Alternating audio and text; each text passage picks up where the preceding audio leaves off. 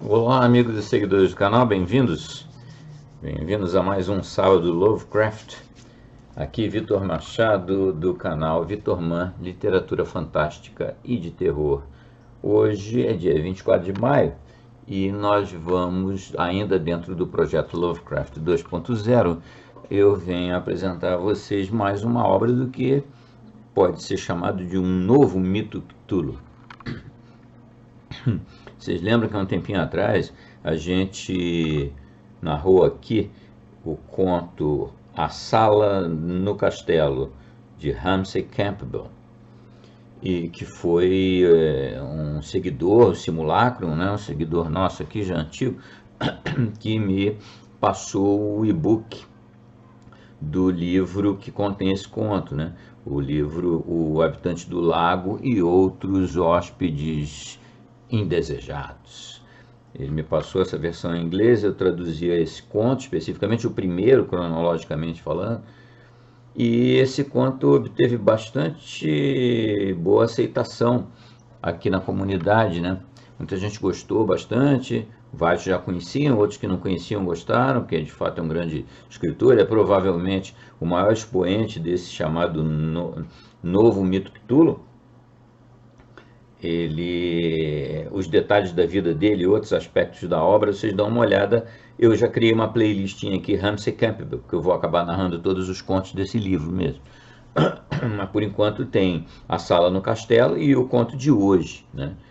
O conto de hoje, ele é o conto título desse livro, O Habitante do Lago.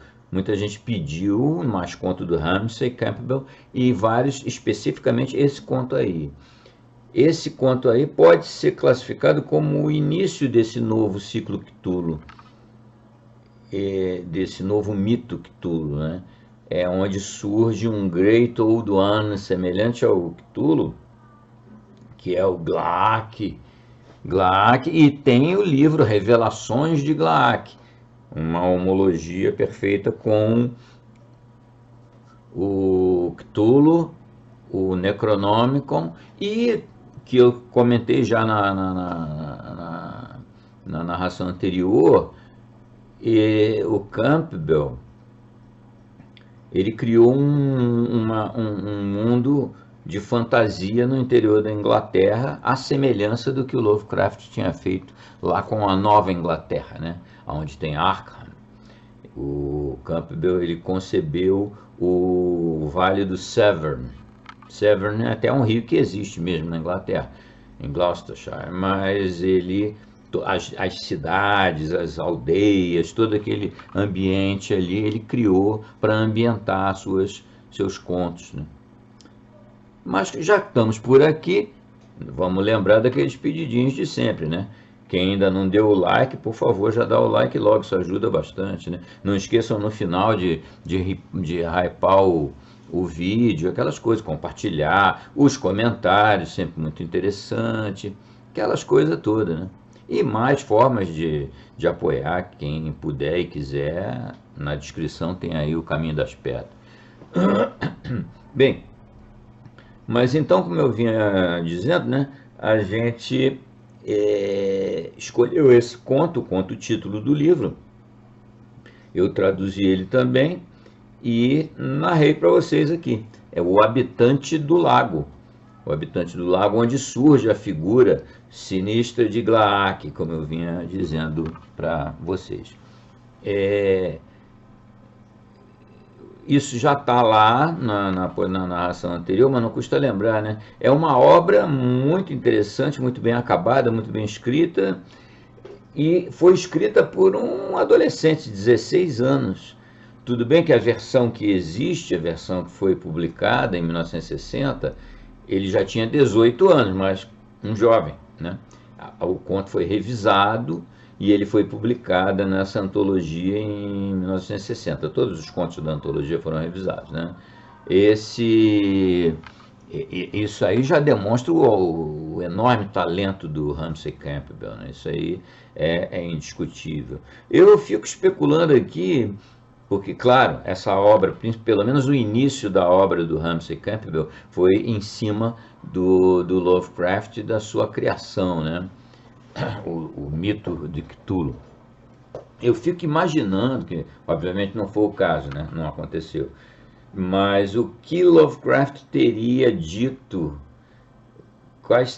qual teria sido o juízo do mestre a respeito das obras desse jovem aí, né? Ele não chegou a conviver com o Lovecraft, claro, é bem mais novo, mas vocês lembram que ele apresentou os rascunhos dele lá para o Derlet e tal, e o Derlet deu uma força, e aí nasceu esse grande talento da literatura fantástica e de terror.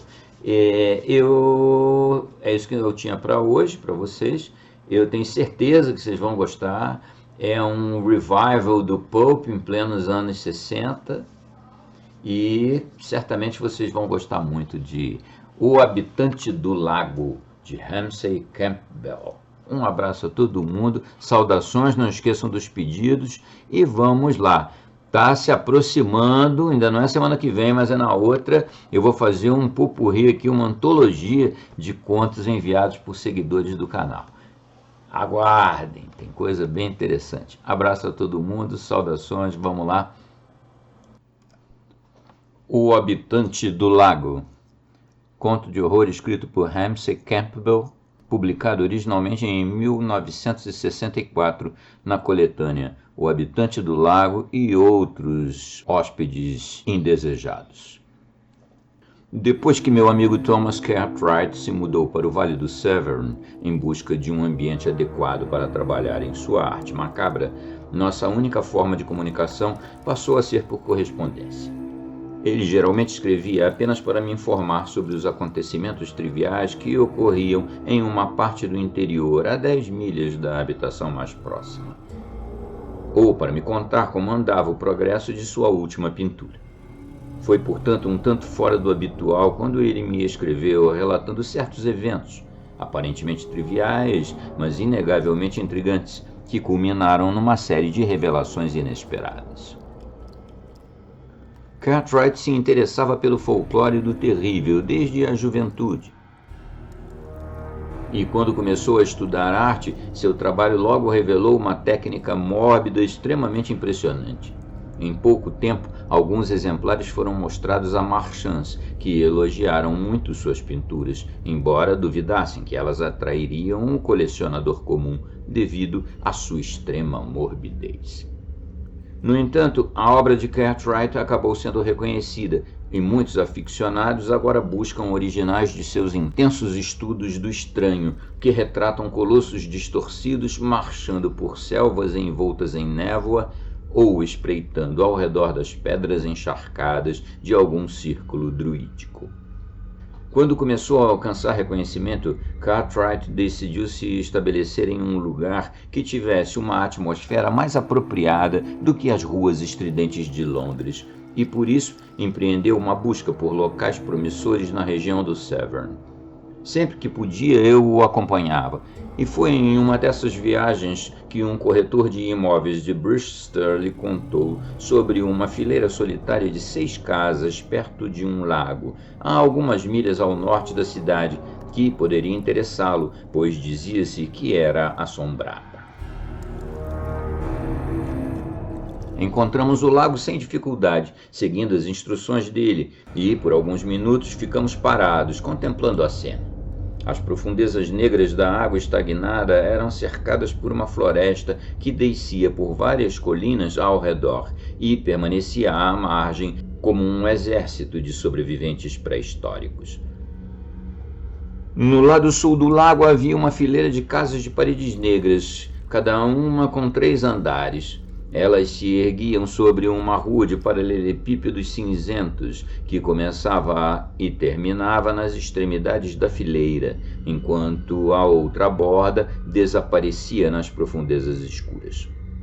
Uma espécie de estrada contornava o lago, ramificando-se a partir desse trecho de rua e ligando-se à estrada para Bristol do outro lado do lago.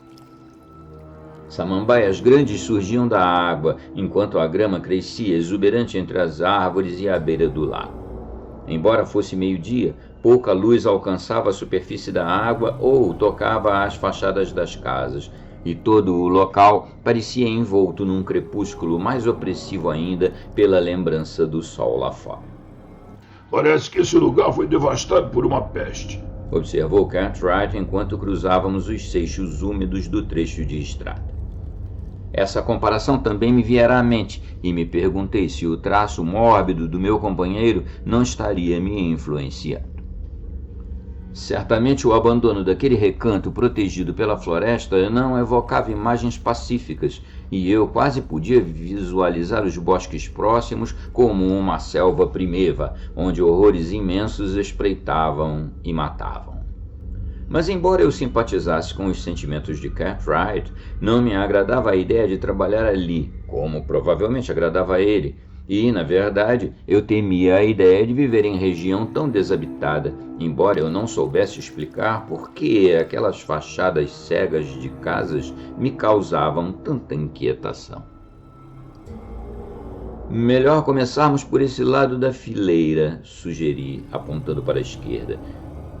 Não faz diferença alguma, pelo que vejo. Como vai decidir qual casa pegar? Número da sorte, talvez? Se for pegar alguma, é claro. Tínhamos chegado ao primeiro edifício à esquerda e, ao pararmos diante da janela, eu só conseguia encarar o interior e repetir: se é que alguma serve. Havia buracos escancarados nas tábuas nuas do assoalho daquele cômodo e a lareira de pedra estava rachada e cheia de teias de aranha. Apenas a parede oposta parecia ter papel de parede e o papel amarelado havia se soltado em grandes tiras. Os 2 degraus de madeira que levavam à porta da frente, com sua aldraba torta, rangiam de modo alarmante quando pisei no primeiro e me afastei com repulsa. Cartwright tentava limpar parte da poeira da vidraça, mas agora largou a janela e se aproximou de mim, fazendo uma careta. Eu disse a ele que era artista, comentou.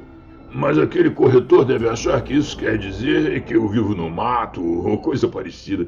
Meu Deus, há quanto tempo ninguém vive aqui? Talvez as outras estejam em melhor estado, arrisquei com um fio de esperança. Olha só, dá pra ver daqui que todas estão tão ruins quanto esta, reclamou Cartwright. Sua reclamação era bastante justa.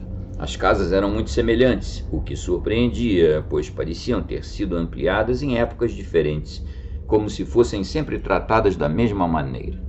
Todas tinham tetos de madeira disformes, havia indícios de que já haviam sido construções com estrutura de madeira exposta. Tinham uma espécie de janela ensacada voltada para a rua e degraus de madeira rangentes levavam até as portas de entrada. No entanto, quando me afastei para olhar a fileira de casas de longe, percebi que a terceira da esquerda não parecia tão repulsiva quanto as outras. Os degraus de madeira haviam sido substituídos por 3 degraus de concreto, e pensei ver uma campainha no lugar da aldraba enferrujada. As janelas também não estavam tão sujas, embora as paredes ainda fossem cinzentas e úmidas.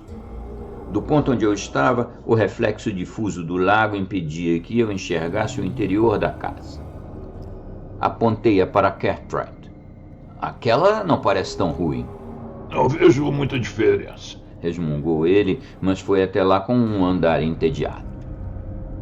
Bem, o corretor te deu a chave de uma que ele disse ser a única trancada. Deve ser essa. De fato, a casa estava trancada e a chave encaixou. A porta se abriu com facilidade, o que nos surpreendeu, considerando a ferrugem das outras fechaduras. Por outro lado, a porta não parecia sem pintura ou suja vista de perto. Era apenas aquela penumbra artificial que tornava tudo acinzentado. Ainda assim, não esperávamos encontrar papel de parede limpo no corredor, muito menos cúpulas de abajures e carpete na escada. A luz acendeu assim que Cartwright apertou o interruptor ao lado da porta, dissipando a escuridão. E quando olhei para o alto da escada, achei ter visto algo estranho através da porta aberta do quarto no andar de cima. Dá uma olhada nisso, exclamava ele, olhando para o primeiro cômodo à esquerda do corredor. Carpete, mesa, cadeiras. O que diabos aconteceu aqui? Por que alguém deixaria tudo isso para trás? Ou está incluso no preço? Sei lá. A vitrine da imobiliária dizia mobiliada, respondi. Mesmo assim. Estávamos agora na cozinha, onde um fogão permanecia ao lado de um armário.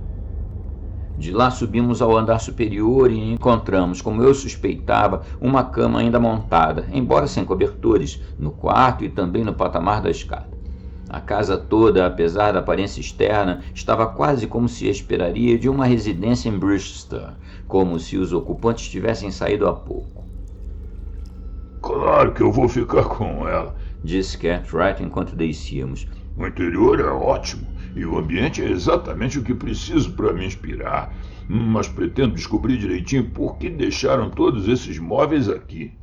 Cartwright não quis arriscar, escorregar e cair no lago dirigindo sobre os paralelepípedos molhados.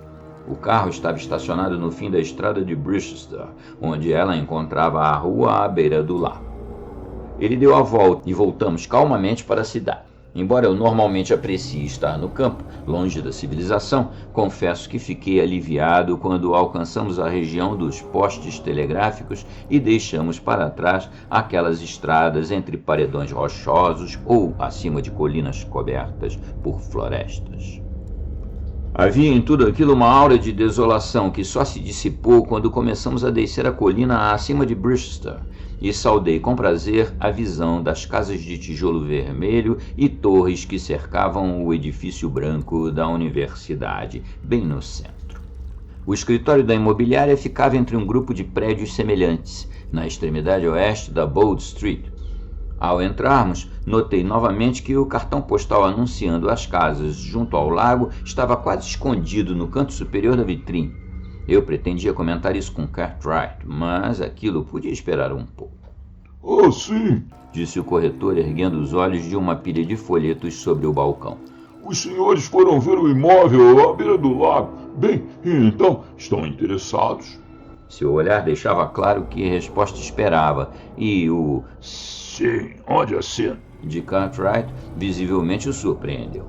Na verdade, ele pareceu suspeitar de alguma brincadeira. 500 libras é o preço da casa reformada, eu creio, prosseguiu Cartwright. Se quiser acertar os trâmites, posso me mudar assim que disser. Não posso dizer que me parece mal assombrado, mesmo que isso explique o preço. Ainda assim, é melhor para inspiração, se for o caso, não é, Alan? Ele se virou de volta quando o homem atrás do balcão respondeu: Cuidarei do contrato e aviso quando estiver pronto. Obrigado. Só mais uma coisa. Um olhar resignado surgiu no rosto do outro. Quem deixou toda aquela mobília lá?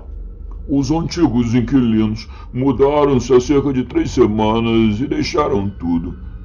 Bem, 3 semanas é um pouco demais, ponderou Cartwright. Mas será que não voltam para buscar? Recebi uma carta cerca de 1 semana depois que foram embora, explicou o corretor. Eles saíram durante a noite, sabe? E o sujeito disse que não voltaria nem à luz do dia para pegar o que quer que fosse. Tinham bastante dinheiro de qualquer forma. Nem sei por que quiseram alugar uma casa como aquela. Para começo de conversa. Ele disse por que saíram com tanta pressa? Interrompi. Uma história sem pé nem cabeça, disse o corretor desconfortável. Eles tinham um filho pequeno, sabe? E segundo ele, o menino não parava de acordar gritando no meio da noite com umas histórias de que algo vinha do lago e olhava pela janela. Bom, isso deve ter sido bem perturbador, mesmo que fossem só pesadelos. Mas não foi isso que os assustou de verdade. Aparentemente, a esposa encontrou o marido, o autor da carta, parado, encarando a água por volta das 11 da noite, 2 semanas depois que se mudaram. Foi o tempo que duraram por lá. Ele não a viu se aproximar e quase desmaiou quando ela tocou seu braço. Depois disso, simplesmente enfiou tudo que coube no carro e foi embora, sem nem explicar por quê. Ele nem disse nada a ela e muito menos a mim. Só escreveu na carta que viu algo no fundo do lago. Algo que o encarava e tentava subir. Disse para eu tentar mandar aterrar o lago e demolir as casas. Mas, veja bem, meu trabalho é vender, não é demolir. Nesse caso está fazendo um péssimo trabalho, comentei. Mas o senhor disse que preferia uma casa mal assombrada. protestou o agente, ferido como se tivesse sido enganado. É claro que disse, tranquilizou Cartwright. O Kearney é que é só um pouco nervoso, é só isso. Quando tudo estiver pronto, me avise que estarei feliz em me mudar.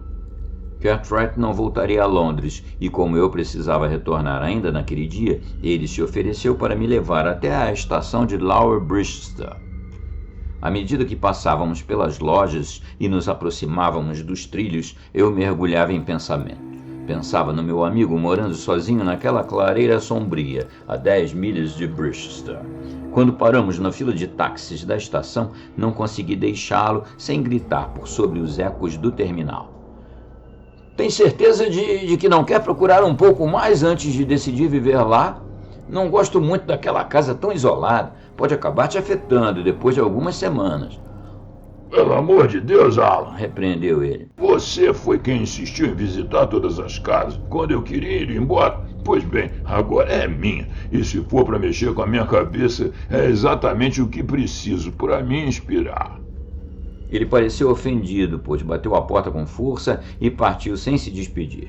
Só me restou entrar na estação e tentar esquecer aquele santuário de desolação nos ecos vazios do terminal. Durante algumas semanas não vi mais Cartwright e meu trabalho na Receita Federal era tão exaustivo que não pude arranjar tempo para visitá-lo. No final da terceira semana, contudo, o ritmo desacelerou um pouco no escritório e me dirigi até Bristol, vindo de Hoddesdon, onde moro, para ver se ele já havia se mudado. Cheguei bem a tempo. 2 carros estavam parados diante da casa dele na Elizabeth Street. Em um deles estava Cartwright com várias de suas pinturas, enquanto no outro, seu amigo Joseph Boger carregava cavaletes, tintas e alguns móveis. Estavam prontos para partir quando cheguei, mas Cartwright parou para conversar por alguns minutos. Já me livrei da maior parte da mobília daqui, contou. Melhor aproveitar o que aquela família deixou, mas tem uma outra coisa que eu quero manter. Uma pena você não poder vir passar os fins de semana. De todo modo, quem sabe no Natal ou algo assim, e te escrevo quando me instalar. Depois disso, não ouvi mais nada dele por algumas semanas. Quando encontrei Boger na rua, ele me disse que Cartwright demonstrava estar perfeitamente satisfeito na casa do lago e havia declarado sua intenção de começar a pintar naquela mesma noite, se possível. Não esperava ter notícias dele por um bom tempo, pois quando se dedicava a uma pintura, nada o distraía. Foi cerca de um mês depois que recebi sua primeira carta. Não havia nada de extraordinário nela, e ainda assim, olhando agora para trás, percebo que quase tudo ali já pressagiava o que estava por vir. Carta de Thomas Cartwright, 3 de outubro de 1960, Lakeside Terrace, com o posto dos Correios da Bold Street, Bristol, Gloucestershire. Caro Alan, repare no endereço. O carteiro não chega nem perto daqui, então tenho que ir até a Bold Street toda semana e pegar as cartas via posta restante. Pois bem, estou instalado aqui. É bastante confortável, tirando o pequeno inconveniente do banheiro estar no 3º andar. Talvez um dia eu mande alterar isso. A casa já foi tão modificada que mais uma mudança não faria diferença. Meu ateliê fica no andar de cima, como de costume. Mas durmo no térreo. Decidi colocar a mesa na sala dos fundos e entre nós dois conseguimos mover a cama para a sala da frente, voltada para o lago. Depois que o Joe foi embora, fui dar uma volta. Dei uma espiada nas outras casas. Você não faz ideia de como a minha parece acolhedora, com todas as luzes acesas no meio daquelas cabanas abandonadas. Não consigo imaginar alguém morando ali de novo. Um dia desses preciso mesmo entrar nelas e ver o que encontro. Talvez os ratos que todo mundo tomou por fantasmas. Mas sobre essa história de assombração, uma coisa me ocorreu. Aquilo que a última família disse ter visto foi o primeiro indício do sobrenatural por aqui. Porque se foi, por que as outras casas estão tão deterioradas? Tudo bem que dizem que ficam longe de tudo, mas elas foram reformadas diversas vezes, como você viu. Certamente já foram habitadas com frequência. Então, por que pararam de vir pessoas? Preciso cobrar explicações do corretor. Quando terminei de explorar as casas, senti vontade de caminhar um pouco. Achei o que parecia uma trilha na floresta atrás da casa e resolvi seguir. Mas não vou repetir isso tão cedo. Praticamente não havia nenhuma luz lá dentro. As árvores se estendiam até perder de vista, e se eu tivesse ido mais fundo, certamente teria me perdido. Você pode imaginar, tropeçando sem parar na escuridão, nada à vista além de árvores por todos os lados se fechando ao redor, e pensar que trouxeram uma criança para cá. Acabei de terminar meu novo quadro. Mostra essas casas com o lago em primeiro plano e o corpo inchado de um homem afogado na margem. Praga implacável, acho que vou chamá-lo assim. Espero que gostem. Abraços, Thomas. PS. Tenho tido pesadelos ultimamente. Nunca me lembro com o que sonhei, mas sempre acordo suando. Resposta de Alan. Respondi com uma carta banal. Lamentei o caráter macabro do seu novo trabalho, como sempre fiz, embora, como disse, sem dúvida será apreciado por sua técnica. Ofereci-me para comprar qualquer coisa que ele não conseguisse encontrar em Brichester e fiz algumas observações pouco inspiradas sobre a vida em Hoddesdon. Acho que também comentei: então você está tendo pesadelos? Lembre-se de que os problemas da última família começaram com o menino sonhando. Carta de Thomas Cartwright, 10 de outubro de 1960. Você não sabe como é sortudo por ter uma caixa de correio quase na porta. A mais próxima daqui fica quase 6 quilômetros e só passo por lá quando vou a Brichester às segundas e aos sábados. O que significa que tenho que escrever cartas na manhã de segunda, como agora, ou no domingo, e pegar as respostas no sábado, lá na Bold Street.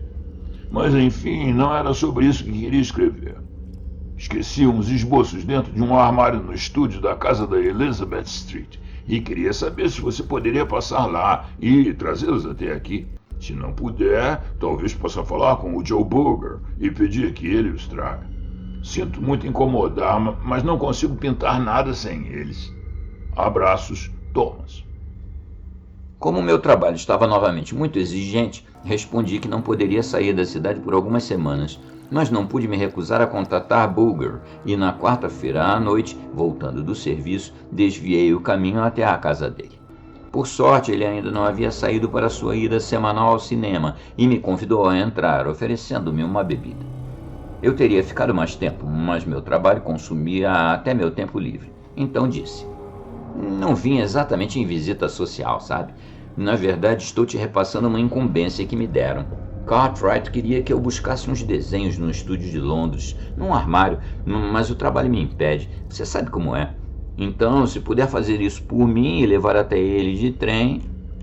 Boger pareceu um pouco relutante, mas então disse: tudo bem, vou tentar te salvar dessa. Espero que ele não esteja com pressa. Consigo levar os desenhos ainda esta semana. Levantei-me para sair. Na porta comentei: antes você do que eu, pode ser que tenha um pouco de trabalho na Elizabeth Street, porque alguém novo já se mudou para lá. Isso você não me disse antes, protestou. Mas tudo bem, eu ainda vou, embora não goste muito da ideia de ir até aquele lago. Como assim? Perguntei. Tem algo lá que não te agrada? Boger deu de ombros. Nada que eu possa apontar com clareza, mas definitivamente não gostaria de morar lá sozinho.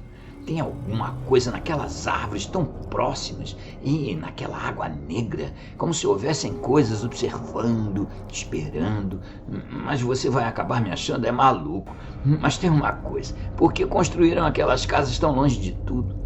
E justamente à beira de um lago não é exatamente o primeiro lugar em que se pensaria ao construir um conjunto de casas. Quem afinal ia querer viver lá? Enquanto dirigia de volta para Hoddesdon, fiquei pensando nisso. Ninguém, exceto alguém em busca de uma inspiração mórbida como Cartwright, moraria num lugar assim, e certamente esse tipo de pessoa não é lá muito comum. Planejei mencionar isso a ele na próxima carta. Talvez isso o ajudasse a entender por que as casas estavam todas abandonadas. Mas, como vinha descobrir, ele se adiantou a mim, como mostrou sua carta no domingo seguinte. Carta de Cartwright, datada de 16 de outubro de 1960. Bem, o Joe veio e já se foi. Ele não conseguiu entrar no meu ateliê de início. Os novos moradores acharam que ele tinha inventado tudo só para poder entrar e roubar a prataria. De qualquer forma, os Walkers que moram ao lado o conheciam, então ele acabou conseguindo pegar os meus esboços. Ele estava se perguntando por que essas casas foram construídas em primeiro lugar. Eu também não sei. Nunca tinha pensado nisso antes, mas agora que parei para refletir, preciso descobrir algum dia. Talvez eu pergunte ao corretor da imobiliária da próxima vez que estiver passando pela Bold Street. Isso talvez também explique por que os imóveis ficaram tão deteriorados. Tenho a impressão de que uma quadrilha de assassinos, ou talvez salteadores de estrada, possa ter operado aqui, vivendo às custas de viajantes. Algo meio no estilo de L'Auberge Rouge. Joe foi embora esta tarde. Desculpe a interrupção, mas na verdade eu parei de escrever porque achei que ouvi um barulho lá fora. Claro que deve ter sido engano. Ninguém poderia estar lá fora a esta hora, são 11 da noite. Joe foi embora às cerca de 7 horas, mas eu poderia jurar que alguém estava gritando à distância há alguns minutos. Havia também uma espécie de zumbido agudo, como o de algum motor.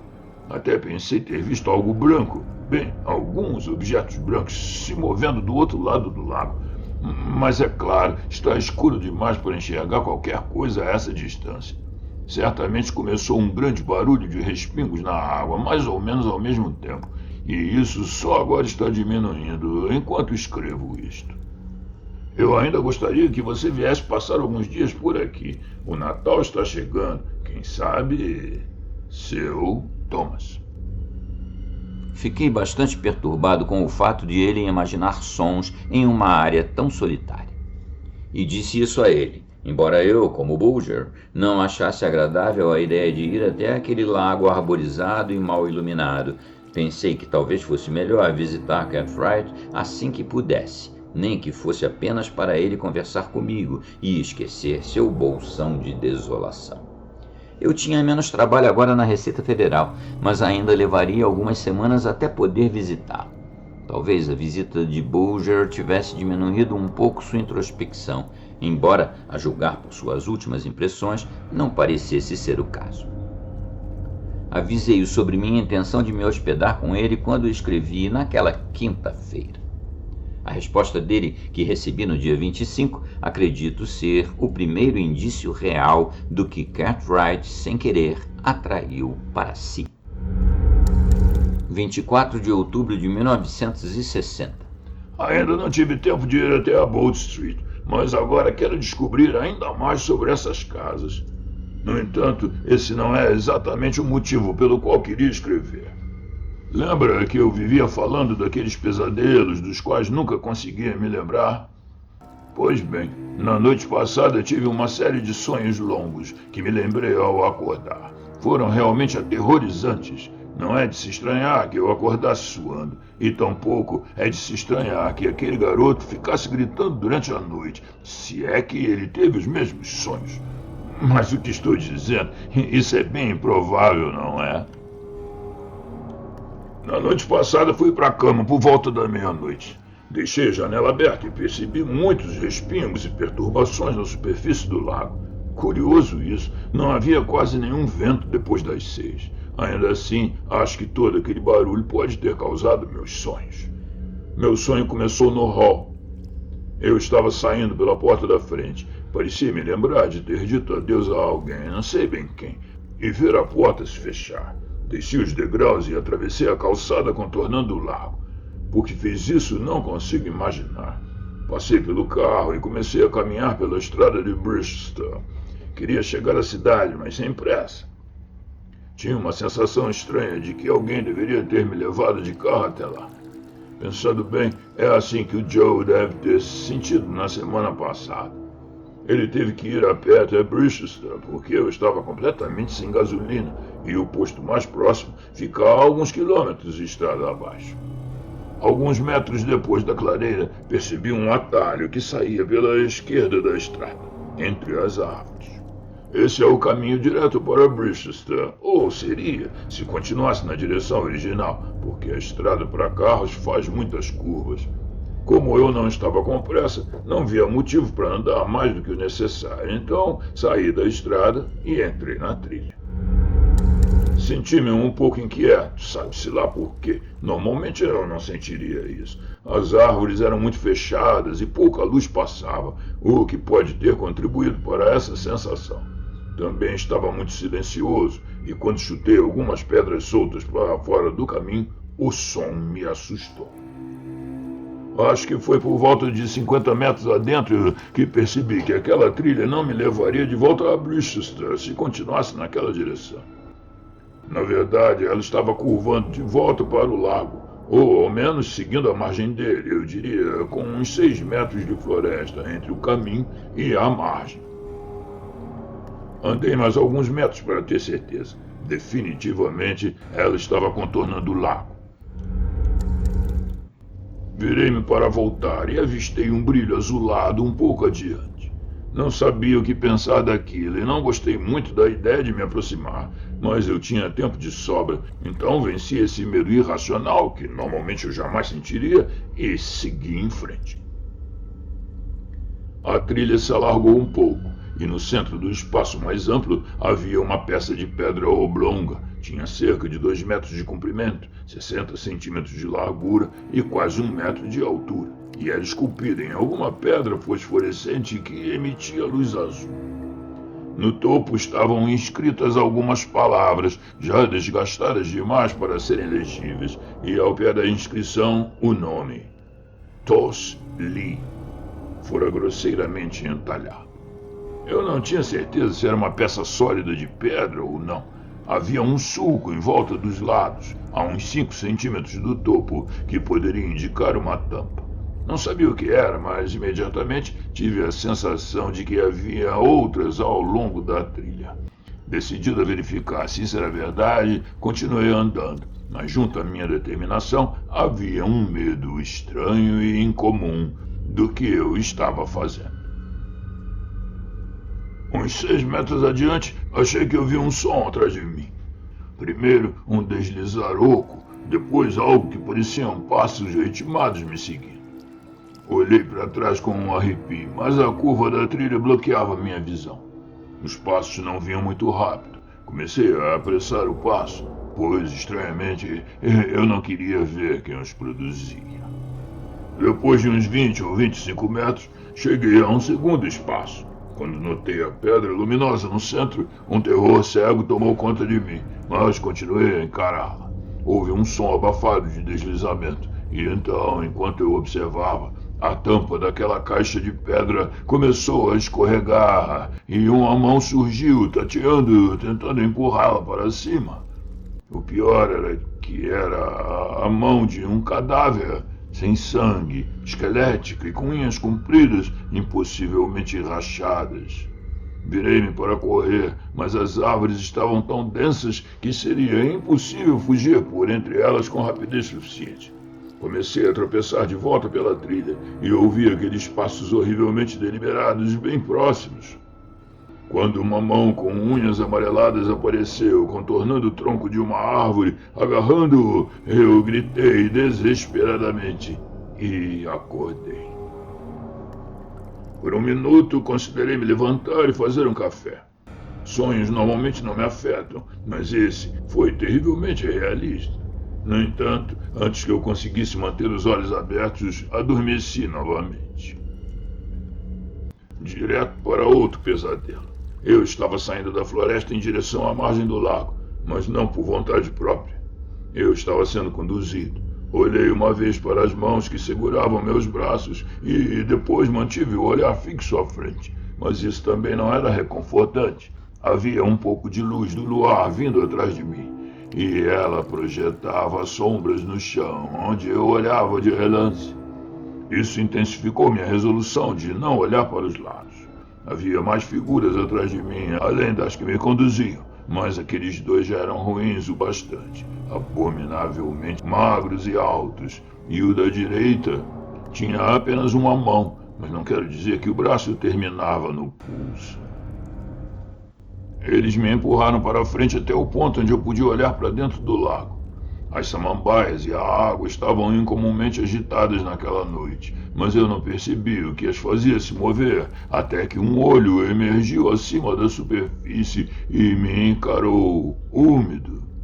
Outros dois o seguiram, e, pior de tudo, nenhum deles estava em um rosto. Quando o corpo surgiu atrás deles, fechei os olhos e gritei por socorro, para quem eu não sei. Tive uma ideia estranha de que alguém estava na casa e poderia me ajudar. Então senti uma dor rasgante no peito, neutralizada por uma dormência que se espalhou por todo o meu corpo, e encarei o objeto que havia emergido do lago sem qualquer horror. E foi nesse momento que acordei novamente. Quase como um eco do meu sonho, ainda havia um forte som de respingos vindos do lago lá fora. Meus nervos deviam estar à flor da pele, pois eu poderia jurar que havia um som fraco logo abaixo da janela. Saltei da cama e empurrei a janela mais para abri-la, para poder olhar para fora. Não havia nada se movendo à vista, mas por um instante achei que ouvi algo se arrastando ao longo da fileira de casas. Talvez até tenha havido uma porta se fechando discretamente, mas não tenho certeza disso. Com certeza, o luar tremeluzia na superfície do lago, como se algo acabasse de afundar. Agora, à luz do dia, tudo parece meio estranho, mas naquele momento, tudo parecia ter um significado adicional. Eu quase esperava que a forma monstruosa do meu sonho emergisse da água e se agachasse diante de mim na rua. Suponho que você esteja se perguntando se vou descrever o que vi. Você não imagina como isso seria difícil. Talvez eu faça disso o tema da minha próxima pintura. Mas só tive um vislumbre, mesmo que tenha sido terrivelmente detalhado. De qualquer forma, é melhor não perder a inspiração que tenho tentando descrevê-lo agora. Um abraço, Thomas. Não lhe daria o prazer de saber que havia despertado meu interesse. Portanto, não mencionei sua visão do habitante do lago. Em vez disso, aconselhei-o a entrar em contato com o corretor e descobrir qual era o propósito original da propriedade à beira do lago. Talvez, sugeri, você descubra algum feito hediondo que deixou um resíduo. Não acrescentei que esperava que ele descobrisse algo absolutamente prosaico, o que destruiria o domínio infeliz que o lugar tinha sobre ele e o afastaria daquela atmosfera mórbida. Não esperava que ele encontrasse nada extraordinário e, por isso, fiquei surpreso com sua resposta. 30 de outubro de 1960. Na sexta-feira passada, fiz uma visita especial até a Bold Street e descobri bastante coisas sobre minha rua à beira do lago. O corretor não ficou particularmente feliz em me ver e pareceu surpreso quando disse que não tinha vindo pedir meu dinheiro de volta. Ainda assim, continuava relutante em dizer muita coisa. Falava algo sobre as casas terem sido construídas por ordem de um grupo privado. Não parecia que eu conseguiria muita informação dele, até que mencionei, por acaso, que estava tendo sonhos com os antigos inquilinos. Antes que pudesse pensar, ele soltou. Isso vai deixar algumas pessoas um pouco mais contentes, então. O que quer dizer com isso? Perguntei, sentindo que havia um mistério. Bem, ele tergiversou um pouco e por fim explicou. Tem a ver com a assombração do seu lar. Existe uma história entre os camponeses e ela se estende aos moradores dos subúrbios ao redor de Mercy Hill, que é a área mais próxima da sua casa. De que algo vive no lago e envia pesadelos para atrair pessoas até ele. Embora os pesadelos sejam aterrorizantes, dizem que tem um efeito hipnótico. Desde que o lugar ficou desocupado, pessoas, especialmente crianças da região de Mercy Hill, têm sonhado e uma ou duas pessoas chegaram a ser internadas no hospital da colina. Não é de se espantar que tenham pesadelos por lá. Aquilo costumava ser o local de uma forca, sabe? E o hospital era uma prisão. Só que algum engraçadinho chamou o lugar de Mercy Hill, Morro da Misericórdia, e o nome pegou. Dizem que os sonhos são obra daquilo que está no lago, que está com fome e lançando sua rede cada vez mais longe. Claro que é tudo superstição. Deus sabe o que acham que seja. De qualquer forma, se você está sonhando, diriam que isso significa que a coisa não vai mais incomodar eles. Bem, isso é uma coisa esclarecida, eu disse, tentando aproveitar a vantagem. Agora, por que as casas foram realmente construídas? Quem era esse tal grupo privado sobre o qual você é tão reservado? Vai parecer loucura para você, sem dúvida. Ele se desculpou. As casas foram construídas por volta de 1790 e renovadas ou ampliadas diversas vezes. Foram erguidas sob instruções de um grupo de cerca de 6 ou 7 pessoas. Essas pessoas desapareceram por volta de 1860, 1870, aparentemente indo embora para uma outra cidade ou algo assim. De qualquer forma, ninguém daqui ouviu mais falar delas. Em 1880, mais ou menos, como não houve mais notícias, as casas voltaram a ser alugadas. Vários motivos, as pessoas nunca ficavam muito tempo. Você sabe a distância da cidade e até mesmo a paisagem, por mais que tenha sido isso que o atraiu. Ouvi de funcionários mais antigos aqui que o lugar parecia até afetar a mente de algumas pessoas. Eu só estava aqui quando o último inquilino chegou. Você soube da família que morou lá por último, mas isso foi algo que não lhe contei. Agora veja. Você disse quando veio pela primeira vez que estava atrás de fantasmas. Tem certeza de que quer mesmo ouvir isso? Claro que sim. Foi para isso que perguntei, assegurei a ele.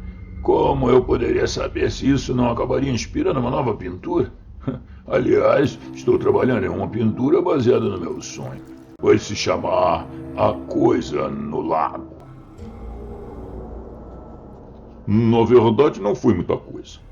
Ele me advertiu. Ele apareceu aqui às 9 em ponto. É quando abrimos e disse que tinha passado metade da noite esperando no carro lá fora. Não quis me dizer por que estava desistindo. Apenas jogou as chaves no balcão e mandou eu pôr a casa à venda de novo. Enquanto eu resolvi umas coisas, no entanto, ele ficou resmungando bastante. Não consegui entender tudo, mas o que captei foi bem estranho.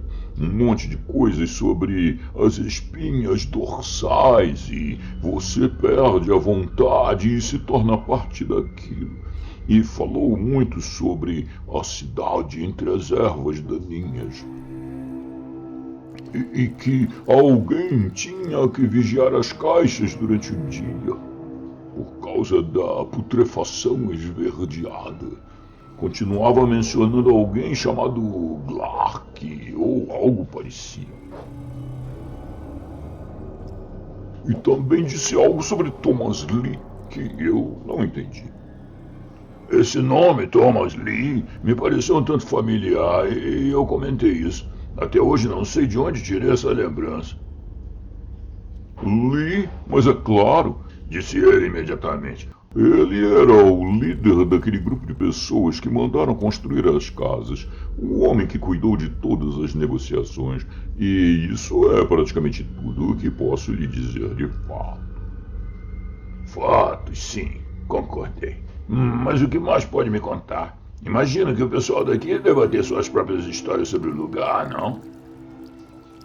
Eu poderia te mandar descobrir por conta própria, disse ele. Suponho que tinha direito de se irritar um pouco comigo, já que eu não estava interessado em comprar nada. No entanto, continuou. Mas ainda bem para você que sexta-feira é um dia fraco por aqui. Bem, dizem que o lago foi formado pela queda de um meteoro, séculos atrás. O meteoro vagava pelo espaço e havia uma cidade sobre ele. Os seres da cidade morreram durante a travessia pelo espaço, mas algo naquela cidade continuou vivo. Algo que guiou o meteoro até algum tipo de aterrissagem, vinda de seu lar sob a superfície. Deus sabe que teria de ser feita essa cidade para aguentar a descida, se isso for verdade, é claro. Bem, A cratera do meteoro se encheu de água ao longo dos séculos. Algumas pessoas, dizem, tinham maneiras de saber que havia algo vivo no lago, mas não sabiam onde ele tinha caído. Uma dessas pessoas era Lee, mas ele usou coisas que ninguém mais ousava tocar para descobrir o paradeiro. Trouxe esse grupo para a beira do lago quando soube o que havia lá dentro. Todos vinham de Goatswood, e você sabe o que os supersticiosos dizem que sai da colina atrás daquela cidade para eles adorarem. Pelo que consegui entender, Lee e seus amigos teriam encontrado mais do que esperavam no lago. Tornaram-se servos do que despertaram. E dizem que ainda estão lá. Isso foi tudo que consegui arrancar dele. Voltei para casa e posso te dizer que a enxerguei de forma bem diferente de quando saí. Aposto que você não esperava que eu descobrisse tudo isso sobre o lugar, não é? Sem dúvida, me deixou mais interessado no ambiente. Talvez isso me inspire. Saudações, Thomas. Confesso que não escrevi uma resposta muito longa. Suponho que tenha sido porque meu plano de quebrar o domínio do lago sobre ele havia falhado. É lamentável que tenha sido tão brusco, pois a carta que me chegou no dia 8 foi a última dele. 6 de novembro de 1960. Você tem visto o Joe por aí ultimamente? Não tenho notícias dele desde que saiu daqui há umas 3 semanas e estou me perguntando o que aconteceu com ele. Ele costumava escrever com a mesma regularidade que você, mas enfim, talvez esteja ocupado demais. Mas isso não é o mais importante. Tanta coisa tem acontecido por aqui e eu ainda não entendo tudo. Parte disso talvez não tenha importância alguma, mas tenho certeza agora de que esse lugar é um ponto focal de algo inesperado. Trabalhando até cerca de 3 da manhã do dia 31, terminei a minha nova pintura. Acho que é a melhor que já fiz. Nunca antes consegui colocar uma sensação tão forte de estranheza na minha obra. Fui para a cama por volta de 3h30 e só acordei às 5 da tarde, quando já estava escuro. Algo me acordou. Um som vindo de fora da janela. Barulhos altos são raros por aqui, e esse não parecia com nada que eu já tivesse ouvido. Um som pulsante de tom agudo, acelerando na vibração e subindo em tom, até atingir uma dissonância, quando então caía de volta ao tom original e o ciclo recomeçava. Não consegui ver nada, mas tive a impressão estranha de que vinha do lago. A superfície também estava com ondulações esquisitas, refletindo a luz da janela. Bem, no dia 1º fiz o que vivia dizendo que faria, e é aqui que a parte interessante começa. Ou seja, explorar as outras casas da rua. Saí por volta das 3 e decidi tentar a casa logo à esquerda. Você percebeu que a porta da frente devia estar entreaberta quando chegamos? Ah, não. Você não chegou a ir até lá, não é? Pois estava. E depois que consegui passar pelos degraus podres, foi fácil entrar no saguão. Poeira por toda parte. Papel de parede pendurado em tiras, e pelo que vi, não havia fiação elétrica. Entrei na sala da frente, a que dá vistas para o lago, mas não consegui ver nada. As tábuas do chão estavam nuas, teias de aranha decoravam a lareira. Não havia móveis. A sala era quase escura por causa das janelas imundas. Nada para se ver. O cômodo seguinte à esquerda estava quase tão ruim quanto. Não sei para que servir. Estava tão vazio que ninguém poderia saber. Mas ao me virar para sair, notei algo saindo de entre as tábuas do piso. E ao me aproximar, vi que era uma página de livro. Parecia ter sido arrancada e pisoteada dentro da fresta. Estava suja e amassada, e mal parecia valer a pena olhar, mas peguei mesmo assim. Estava coberta de escrita à mão, começando no meio de uma frase e terminando no meio de outra. Ia jogá-la fora, mas uma frase me chamou a atenção. Ao olhar mais de perto, percebi que aquilo era de fato interessante. Levei a página de volta para casa, onde podia ver melhor, e finalmente consegui analisá-la e limpá-la o suficiente para conseguir ler. Acho melhor copiá-la aqui para você. Veja o que acha disso. Pôr do sol e a ascensão daquilo que vem de baixo. Eles não podem sair durante o dia.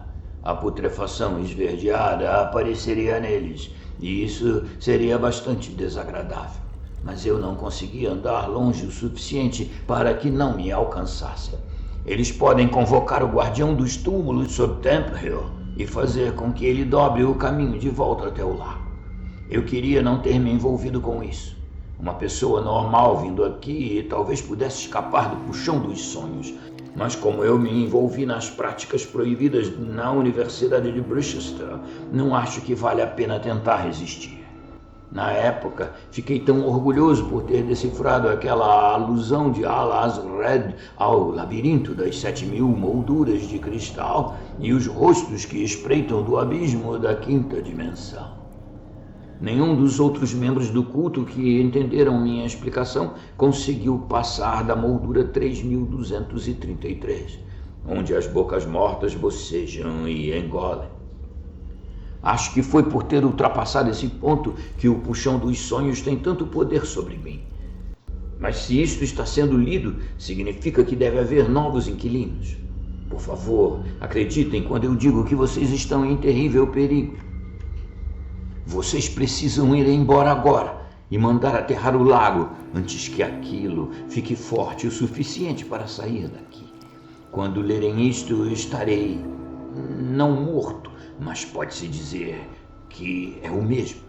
Serei um dos servos dele, e se vocês olharem bem, talvez me encontrem em meu lugar entre as árvores. Eu não recomendaria isso, no entanto. Embora eles adquiriram a putrefação esverdeada à luz do dia, conseguem sair durante o dia para a penumbra entre as árvores. Sem dúvida, vocês vão querer provas. Bem no porão... Foi aí que terminou. Como você pode imaginar, eu não queria nada mais do que descer até aquele porão. Presumi que devesse ser o porão da casa que eu estava explorando, mas eu estava com bastante fome, e quando terminei de preparar uma refeição e comê-la, já estava bem escuro. Eu não tinha lanterna, e seria inútil entrar num porão depois do anoitecer para procurar qualquer coisa. Então tive de esperar até o dia seguinte. Naquela noite tive um sonho estranho. Deve ter sido um sonho, mas foi muito realista. Nele, eu estava deitado na cama do meu quarto, como se tivesse acabado de acordar.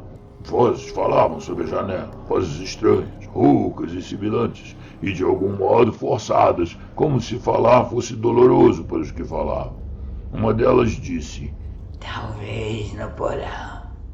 Eles não serão necessários até que o puxão esteja mais forte de qualquer forma."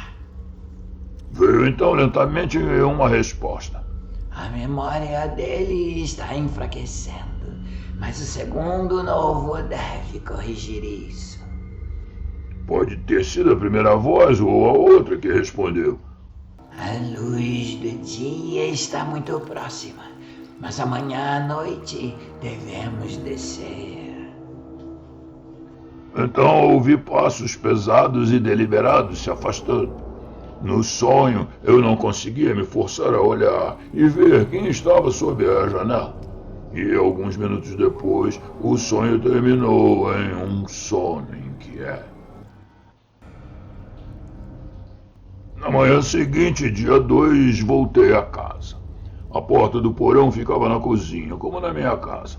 Não havia muita luz lá embaixo, mas um pouco entrava pelo jardim dos fundos.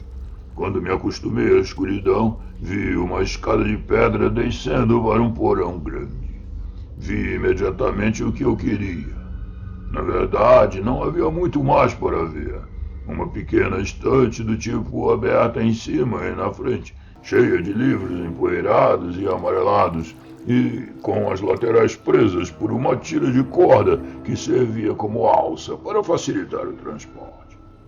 Peguei a estante e voltei para o andar de cima. Havia mais uma coisa que achei estranha. Uma arcada do outro lado do porão, além da qual havia uma escada íngreme, mas essas escadas desciam até onde a vista alcançava. De volta à minha casa, limpei os livros e examinei as lombadas. Descobri que eram volumes diferentes de um mesmo livro, ao todo 11. O livro se chamava As Revelações de Glaak. Abri o livro 1 e vi que era um antigo tipo de fichário, com as páginas cobertas por uma caligrafia arcaica. Comecei a ler, e quando levantei os olhos do 5º volume, já estava escuro. Nem sei por onde começar a contar o que descobri. Quando você vier no Natal, talvez possa ler um pouco. Bem, se começar, vai ficar tão fascinado que vai querer terminar. É melhor eu resumir a história do livro e o mito fantástico que ele relata. Essas revelações de Glaak foram reimpressas em outros lugares, segundo algumas anotações, ou talvez eu deva dizer pirateadas. Esta, no entanto, é a única edição completa. O homem que conseguiu copiá-la e fugir para publicá-la não ousou transcrever tudo. Esta versão original manuscrita é totalmente fragmentária. Foi escrita por diferentes membros de um culto, e onde um termina, outro começa, às vezes sobre um assunto totalmente diferente. O culto surgiu por volta de 1800, e os membros quase certamente foram os que encomendaram a construção das casas. Por volta de 1865, a edição pirateada foi publicada, mas como fazia referências frequentes a outras sociedades subterrâneas, tiveram que tomar cuidado com a distribuição. A maioria dos exemplares da tiragem, muito limitada, acabou nas mãos de membros desses cultos, e hoje em dia existem pouquíssimos conjuntos completos dos 9 volumes, em contraste com os 11 da edição não cortada, ainda existentes. O culto adora algo que vive no lago. Como o agente me disse, não há descrição da criatura. Era feita de algum metal vivo e iridescente, pelo que consegui entender, mas não há imagens. Ocasionalmente aparecem notas de rodapé, como conforme figura, Tos Li Pinxit, mas se houve uma imagem, deve ter sido arrancada. Há inúmeras referências às espinhas sencientes e os autores se aprofundam bastante nisso. Está ligado à iniciação de um novato no culto de Glaak e explica de maneira supersticiosa as lendas da marca da bruxa. Você já ouviu falar da marca da bruxa? Aquele ponto no corpo de uma bruxa que não sangra quando cortado? Matthew Hopkins e seus semelhantes viviam tentando encontrar a marca, mas nem sempre com sucesso. Claro que muitas vezes prendiam pessoas inocentes que nunca tinham ouvido falar de Glaak. E aí precisavam recorrer a outros meios para provar que eram bruxas. Mas os membros do culto certamente deviam possuir as verdadeiras marcas das bruxas. Eram as espinhas longas e finas que supostamente cobriam o corpo do deus deles, Glaak. Na cerimônia de iniciação, o novato era segurado, às vezes de bom grado, às vezes não, à beira do lago, enquanto Glaak emergia das profundezas. Ele cravava uma de suas espinhas no peito da vítima, e quando um fluido era injetado no corpo, a espinha se destacava do corpo de Glaak. Se a vítima conseguisse quebrar a espinha antes que o fluido entrasse no corpo, ao menos morreria como um ser humano. Mas, claro, os captores não permitiam isso. Assim como era, uma rede se espalhava por todo o corpo a partir do ponto onde a espinha entrava, que então caía, deixando uma área que nunca sangraria se perfurada. Por meio da emissão de impulsos, talvez magnéticos, a partir do cérebro de Glaak, o homem era mantido vivo enquanto era controlado quase completamente pela criatura. Ele adquiria todas as suas memórias, tornava-se também uma parte dela, embora ainda fosse capaz de realizar pequenas ações individuais, como escrever as revelações, quando Glaak não estivesse emitindo impulsos específicos. após cerca de 60 anos dessa meia-vida, a tal putrefação esverdeada se manifestava se o corpo fosse exposto à luz intensa demais. Há certa confusão sobre a chegada real de Glaak a este planeta. O culto acredita que ele só alcançou a Terra quando o meteoro caiu e formou o lago. Por outro lado, o livro menciona hereges que insistem que as espinhas podem ser encontradas enterradas em certas múmias egípcias híbridas. E dizem que Glaak veio antes, através dos ângulos invertidos de Tag Klatur, que os sacerdotes de Sebek e Karnak conheciam. Há também sugestões de que os zumbis do Haiti são produtos de um extrato horrível retirado dos membros antigos do culto que foram expostos à luz solar. Quanto ao que era aprendido pelo iniciado, bem, há referências aos 48 desvelamentos de Aklo e uma sugestão de que o 49º virá quando Glaak tomar cada um para si. Glaak parece ter cruzado o universo vindo de alguma esfera exterior, parando em mundos como Yugot, Shagai e até mesmo Tond. Neste planeta, ele ocasionalmente atrai novos membros ao culto pelo puxão onírico, sobre o qual já ouvi falar antes. Atualmente, porém, o lago está tão distante de tudo que o uso do puxão onírico leva um tempo, e sem a vitalidade que se diz ser obtida pela iniciação, ele se enfraquece demais para projetar os sonhos a grandes distâncias. Os cultistas não podem sair à luz do dia, então só resta que pessoas venham espontaneamente morar nas casas, como eu. E isso não é tudo o que há no livro, de forma alguma. O culto acreditava em muitas outras coisas, mas algumas são tão inacreditáveis e nada convencionais que pareceriam apenas ridículas se eu as escrevesse aqui. De algum modo, elas não soam tão idiotas naquele estilo simples das revelações, talvez porque estejam escritas por um crente absoluto. Você precisa ler algumas delas neste Natal, se você pudesse imaginar o que elas sugerem como causa das erupções vulcânicas e a nota de rodapé deles sobre a teoria atômica, o que o cientista verá quando inventar um microscópio que dê uma visão realmente detalhada de um átomo. Há outras coisas também. A raça da qual Vultum é apenas uma criança, a origem dos vampiros, e as coisas pálidas e mortas que caminham por cidades negras no lado escuro da lua. Mas não adianta eu continuar assim. Você verá tudo isso em poucas semanas, e até lá minhas pistas não significarão muito para você. Prometi uma citação, então vou copiar um trecho ao acaso. Muitos são os horrores de Tond, a esfera que gira em torno do Sol Verde de Ifne e da Estrela Morta de Baalblo. Poucos se aproximam da humanidade, pois até mesmo a raça dominante dos Yarkdal tem orelhas retráteis em corpos humanoides. Seus deuses são muitos, e ninguém ousa interromper os sacerdotes de Shig em seu ritual, que dura 3 anos e 1/4, ou um Pulst. Grandes cidades de metal azul e pedra negra foram construídas em Tond, e alguns Yarkdal falam de uma cidade de cristal, na qual caminham coisas diferentes de tudo o que vive.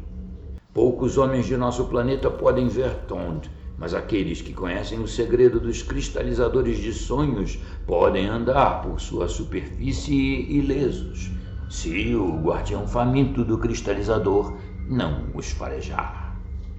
Na verdade, essa não é a melhor citação que eu poderia ter escolhido. Outras são muito menos vagas, mas talvez não tenham tanto impacto se lidas fora de contexto. Agora, você realmente precisa vir no Natal, nem que seja só para ler o livro. Seu Thomas. Não respondi a carta dele até o dia 12. Tinha a intenção de responder antes, nem que fosse apenas para afastar sua mente desse novo foco de morbidez, mas aquela havia sido uma semana particularmente atribulada na Receita Federal. Agora, por volta das 10 horas, sentei-me para lhe escrever.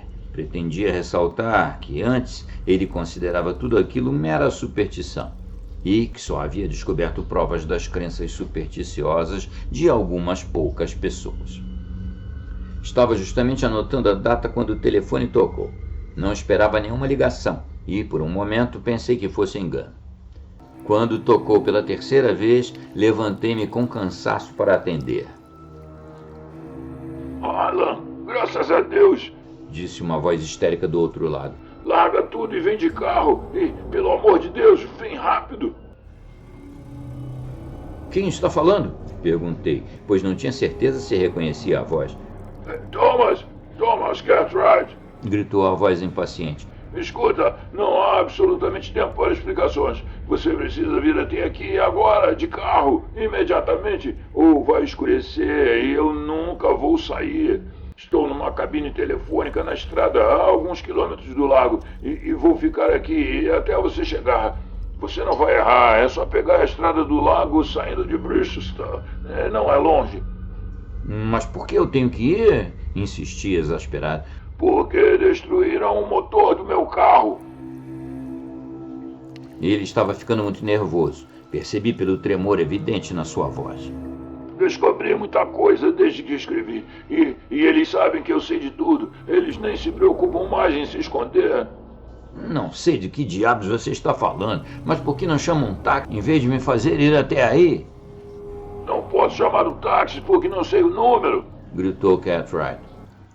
E por que não posso procurar? Porque ontem à noite devem ter estado aqui antes de mim. Levaram a lista telefônica. Eu iria a pé até Bristol. Não acho que a influência deles vá tão longe. Mas se eles não invocarem o guardião da tumba sob Temple Hill para fazer o espaço retroceder, as criaturas árvore que estão uns 2 quilômetros adiante na estrada podem assumir suas formas verdadeiras e é necessária a união de duas vontades para enfrentá-las. Agora, pelo amor de Deus, você vai trazer o carro até aqui ou quer que Glaak se erga do lago de novo? Talvez isso dê forças para ele se projetar ainda mais. E logo em seguida ouvi o clique do telefone sendo desligado. Fiquei por alguns instantes parado junto à mesinha do telefone. Não podia chamar a polícia. Seria inútil enviá-los até Cartwright apenas para que encontrassem circunstâncias que os levassem a pensar que ele enlouquecera. Certamente seus delírios sobre eles não podiam ser levados a sério. Por outro lado, se o lago estava provocando um efeito tão acentuado na mente dele, eu deveria, sim, dirigir imediatamente até Bristol. E foi o que fiz. Eu só tinha ido ao lago uma vez, e ao chegar a Bristol, já tinha esquecido completamente o caminho. Nenhuma das pessoas na rua soube me ajudar. Na verdade, pelo jeito como me olhavam, eu quase tinha certeza de que algumas sabiam, mas por algum motivo não queriam me ajudar. Por fim, pedi a um policial que me indicasse como chegar a Bold Street, onde o corretor de imóveis poderia me dizer o caminho até o lago. Ele levantou os olhos quando entrei, mas não pareceu me reconhecer. Posso ajudá-lo? Perguntou. Sobre a Lakeside Terrace, comecei. Lakeside Terrace? Não é uma das nossas, senhor? Sim, é uma das suas, insisti. Você vendeu para um amigo meu há poucas semanas, um tal de Cartwright. Dizem que é mal assombrada. Veja, você deve se lembrar, preciso vê-lo o mais rápido possível. Um pouco da impaciência nervosa de Cartwright já estava me afetando, e a expressão confusa e persistente do corretor me levou a pensar que ele não podia mesmo me ajudar. Vai estar no lago depois de escurecer? Sua pergunta, que parecia sem sentido, me irritou, especialmente porque eu não tinha uma resposta clara. Não sei ainda. Sim, talvez. Droga, você sabe ou não o caminho até o lago? Não posso perder mais tempo. Já são 3h20 e eu devia estar lá agora. Ao sair dirigindo da Bold Street, ainda estava surpreso com a decisão repentina dele de me indicar o caminho. Fiquei aliviado ao me afastar daquele prédio pequeno, pois algo me inquietava no modo anormalmente lento com que ele falava e na rigidez de seus movimentos. Mas ainda no jeito como levava a mão a um ponto do peito e fazia uma careta de dor. Ainda assim, não conseguia entender por que ele quis saber se eu estaria no lago após o anoitecer. Cheguei ao topo da colina Mercy alguns minutos depois. Quando o carro reduziu a velocidade na curva que passa pelo prédio cinzento do hospital, tive uma visão clara, tanto à frente quanto atrás, e quase voltei. As casas de tijolos vermelhos pareciam muito mais acolhedoras do que os barrancos íngremes entre os quais se abriam estradas ladeadas por árvores sem folhas. Lembrei do que o povo da colina Mercy dizia habitar o lago. Mas eu tinha vindo para livrar Cartwright de sua morbidez supersticiosa, e não poderia fazer isso se eu mesmo estivesse sendo supersticioso. Quando dobrei a curva e me deu visão da cabine telefônica, a porta se abriu com um balanço e Cartwright correu para o meio da estrada. Ele chegou ao carro quando comecei a frear e, correndo ao lado, gritou pela janela aberta: Abre a porta desse lado! Continua dirigindo, eu consigo pular com o carro em movimento. Não queria que ele se machucasse, então parei o carro.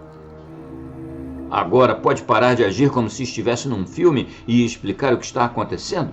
Tudo bem, já entrei, garantiu. Agora vamos para o lago. Para o lago? Repeti surpreso. Pelo jeito como você falou, pensei que... tudo bem, se está com tanta pressa. Enquanto eu dava partida no motor, ouvi-o resmungando ao meu lado. Parte do que disse escapou, mas captei alguns trechos. Tentei ligar para a polícia, mas não consegui. Deve ter sido algum problema nos fios. Deve ter sido um acidente, com certeza. Não poderia ter sido coisa deles. Eles nunca chegariam tão longe à luz do sol.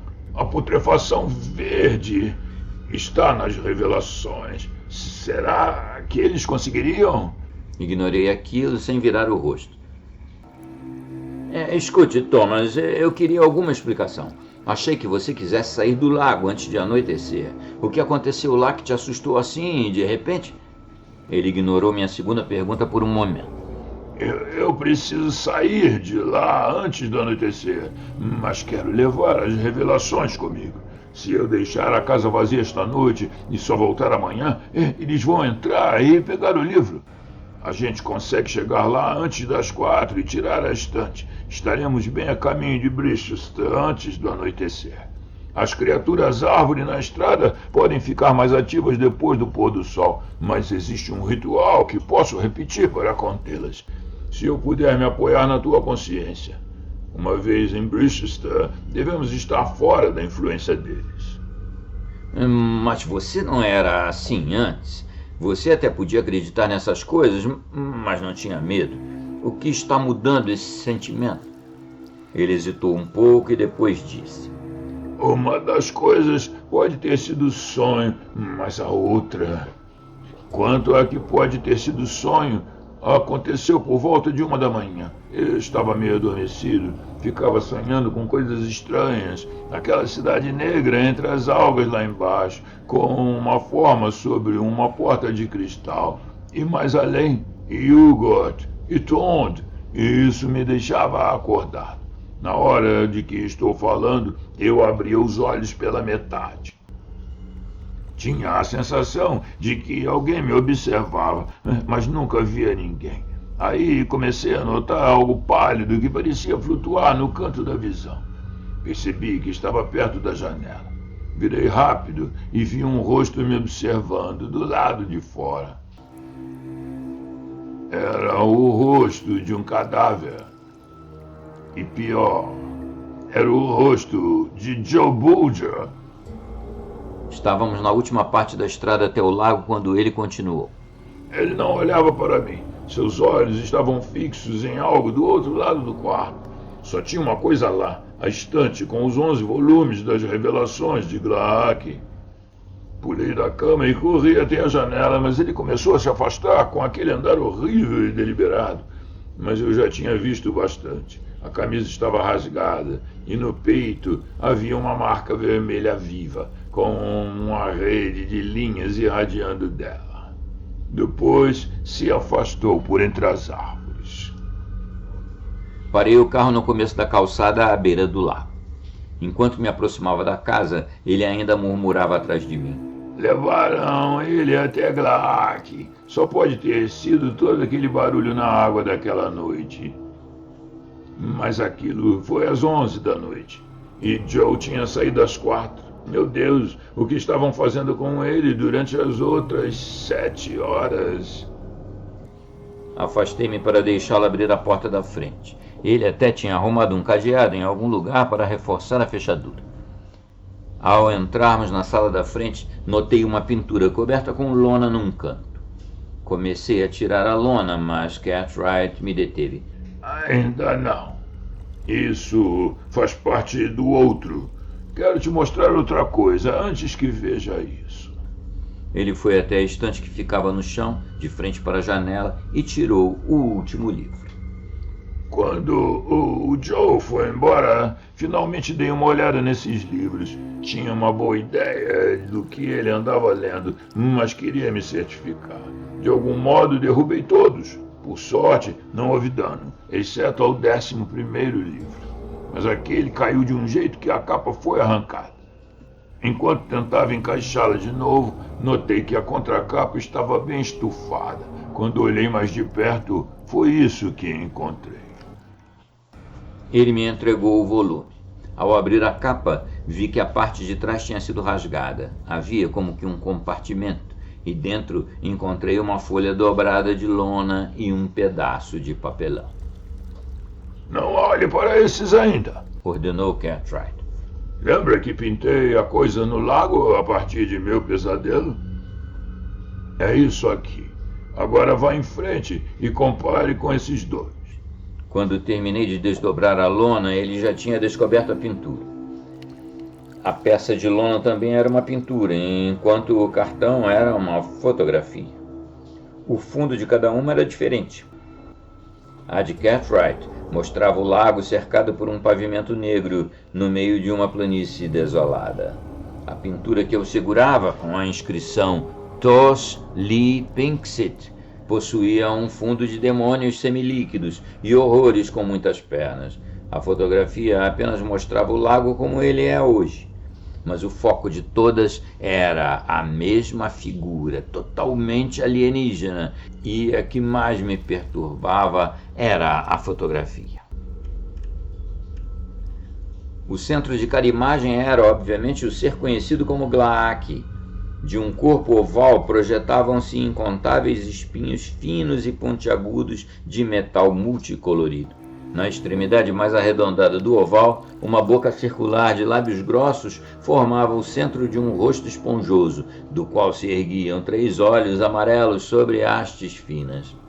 Ao redor da parte inferior do corpo havia muitas pirâmides brancas, presumivelmente usadas para a locomoção. O diâmetro do corpo devia ser de cerca de 3 metros na sua menor largura. Não apenas a coincidência das imagens, mas também a total anormalidade da criatura me perturbaram. No entanto, tentei parecer cético ao comentar. Veja, você mesmo disse que aquela outra coisa foi só um sonho. Quanto ao resto, o que isso significa afinal? Alguns pesadelos e os documentos de um culto supersticioso, cujas crenças coincidem com seus sonhos. A fotografia é bem realista, claro, mas hoje em dia se pode fazer quase qualquer coisa com fotografia especial. Ainda acha que é tudo imaginação minha? Ele perguntou. Claro que você não explica por que alguém se daria ao trabalho de forjar uma fotografia daquelas e depois deixá-la aqui.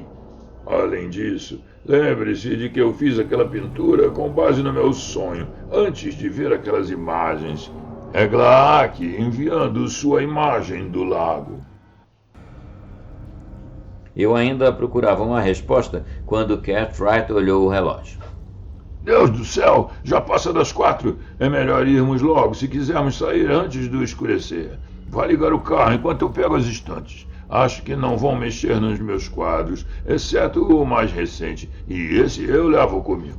Amanhã talvez possamos voltar de Bristol para buscá-los. Enquanto eu subia para o banco do motorista, vi Cartwright atravessando a calçada com a alça da estante pendurada num braço e o quadro apoiado na frente do corpo. Ele entrou no banco de trás enquanto eu girava a chave de ignição. Não houve som algum do motor. Cartwright correu e abriu o capô. Depois se virou para me encarar, com o rosto pálido. Agora você vai acreditar, meu Deus! Gritou. Suponho que tenha sido a minha imaginação que destruiu o motor de seu carro. Saí para ver a massa de fios arrancados. Ele nem reparou se eu o escutava enquanto eu continuava. Eles já começaram. Mas como?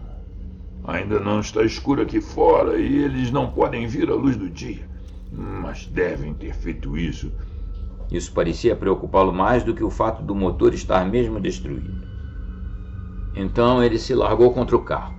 Meu Deus, claro. Joe entrou para o culto há pouco e a putrefação verde não os afeta por uns 60 anos. Ele pode sair à luz, ele pode me seguir e agora faz parte de Glaak, então não vai me poupar.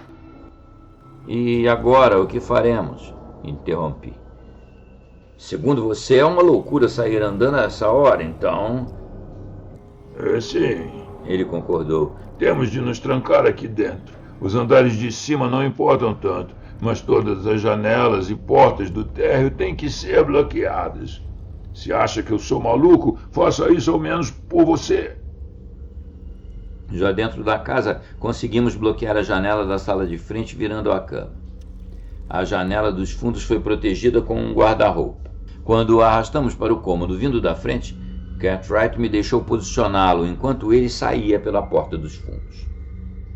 Tem um machado por aqui, explicou. Melhor trazer para dentro. Pode ser útil como arma, e caso contrário, eles podem pegá-lo. Ele o trouxe e o deixou do lado da mesinha do corredor. Ele me ajudou a barricar a porta dos fundos, que saía da cozinha, mas quando empurramos o armário da cozinha contra ela, disse para eu descansar. Vai lá, faz um café, sugeriu. Eu ainda tenho alguns minutos de luz do dia e quero dar uma olhada no lago, ver o que tem lá no fundo. Vou levar o machado no caso de Joe aparecer. De qualquer forma, eles não se movem muito rápido. Os membros logo ficam meio rígidos. Comecei então a perguntar que tipo de proteção eu teria, mas ele já havia saído. Demorava tanto que comecei a ficar preocupado quando ouvi batidas na porta dos fundos. E aí gritei. Sua memória é curta, vá até a frente! Mas como nenhum passo respondeu, comecei a afastar o armário da posição. Nesse momento, uma voz gritou atrás de mim. O que você está fazendo? Eu já tinha a chaleira pronta para jogar quando me virei e vi Cartwright. Com a maior calma que pude, disse: Alguém está batendo na porta dos fundos. São eles! Gritou ele e empurrou o armário de volta ao lugar. Rápido, pode ser só o Joe, mas talvez já esteja escuro bastante para os outros saírem. Temos que bloquear a porta da frente. O que é que temos aqui? O corredor estava sem móveis, exceto pela pequena mesa. Vamos ter que pegar o guarda-roupa lá do meu quarto. Assim que entramos, começaram vários ruídos. Ao longe, um som de deslizamento vindo de várias direções. Também se ouvia uma pulsação abafada e dissonante. A água respingava ali perto e alguém se aproximava lentamente pelo lado da casa. Corri até a fresta entre a janela e a cama virada e olhei para fora. Já estava escuro, mas dava para ver a água agitando-se de forma alarmante à beira da margem, perto da janela. Me ajuda, pelo amor de Deus! Gritou Cartwright. Ao me virar da janela, vislumbrei algo se movendo do lado de fora. Talvez eu só tenha imaginado aquela forma reluzente que surgiu da água, com longas hastes se retorcendo acima dela, mas certamente aquela pulsação estava muito mais próxima e um objeto rangente e viscoso deslizava pela calçada. Corri e ajudei a empurrar o guarda-roupa até a porta. Tem algo vivo lá fora? Ofeguei. Cartwright parecia meio aliviado, meio enojado. É a coisa da pintura, disse ofegante. Eu vi lá fora quando saí. Você tem que olhar para o lago de um certo ângulo, senão não vê nada. Lá no fundo, entre as algas, água estagnada, tudo morto, exceto... Tem uma cidade lá. cheia de torres negras em espiral e muros em ângulos obtusos com as ruas. Coisas mortas deitadas nas ruas morreram na viagem pelo espaço. São horríveis, duras, brilhantes, todas vermelhas e cobertas de trombetas em forma de cachos. E bem no centro da cidade tem uma escotilha transparente. Glaak está lá embaixo, pulsando e olhando para cima. Eu vi as hastes oculares se movendo na minha direção. Sua voz foi sumindo. Segui o olhar dele. Ele encarava a porta da frente, e enquanto eu observava, a porta se arqueou para dentro sob pressão vinda de fora. Os parafusos das dobradiças estavam visivelmente se arrancando do batente. Aquele grito alienígena, pulsante, soava de forma quase triunfante. Rápido, para o andar de cima! Gritou Cartwright. Agora não dá para levar o guarda-roupa. Sobe, eu vou atrás. Eu estava mais perto da escada e corri. Na metade do caminho, ouvi um estrondo atrás de mim, e ao me virar, vi com horror que Cartwright não estava vindo. Ele estava ao lado da mesinha do corredor, segurando o machado. Pela porta da frente entravam os servos mortos de Glaak, braços esqueléticos estendidos para agarrá-lo, e atrás deles uma forma se erguia, pulsando e estremecendo com vibrações ensurdecedoras. Os mortos estavam a poucos metros de Cartwright quando ele correu, direto para o meio deles. Seus braços se moviam lentamente, em tentativas ineficazes de detê-lo. Ele chegou à porta da frente, mas naquele momento um deles se colocou à sua frente. Cartwright não parou. Ergueu o machado e o cravou entre as pernas da criatura até cortá-la. Agora ele estava além dos cadáveres lentamente girando e correu em direção à forma pulsante de Glaak. Um dos espinhos se estendeu em sua direção. Ao se lançar sobre ele, Cartwright abaixou o machado e o cortou fora. A pulsação virou um uivo dissonante, e o corpo oval se retorceu em agonia, recuando para o lado. As criaturas mortas fizeram movimentos inúteis por um momento, depois se arrastaram para a floresta.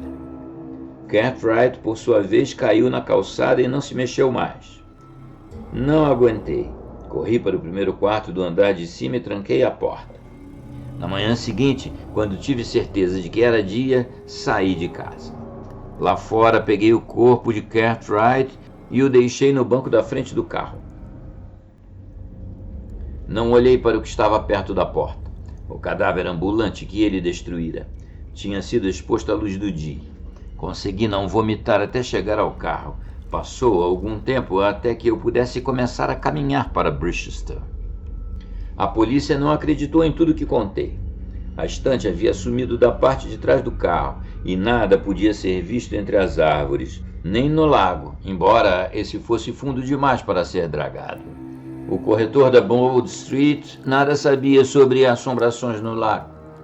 Havia a pintura no carro, uma que depois foi considerada a mais poderosa obra de Cartwright, mas era apenas o produto da imaginação de um artista. Claro, havia aquele espinho de metal cravado no peito dele, mas aquilo podia ser uma arma de assassinato engenhosamente construída. Quando levei o espinho para os professores da Universidade de Brichester, no entanto, os resultados foram bem diferentes. O caso foi abafado nos jornais, e embora os professores ainda não tenham conseguido a autorização para esvaziar o lago, eles concordam comigo que algo muito estranho aconteceu naquela noite no vale. Pois o espinho, com seu orifício central atravessando-o, era formado não apenas de um metal completamente desconhecido neste planeta. Este metal havia sido recentemente composto por células vivas.